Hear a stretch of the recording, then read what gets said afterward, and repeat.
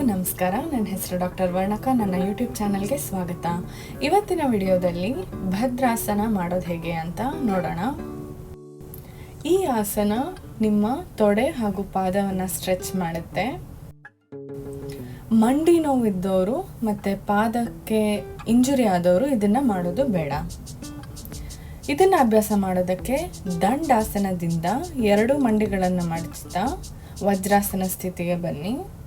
So ವಜ್ರಾಸನದಿಂದ 2 ಕಾಲುಗಳನ್ನು ಅಗಲಿಸಿ ನಿಮ್ಮ ಪೃಷ್ಠಭಾಗವನ್ನು ನೆಲದ ಮೇಲಿಡಿಸಿ. ನಿಮ್ಮ 2 ಕೈಗಳು ತೊಡೆಗಳ ಮೇಲಿರಲಿ. ಸಹಜ ಉಸಿರಾಟದಲ್ಲಿ ಮೇಂಟೈನ್ ಮಾಡಿ.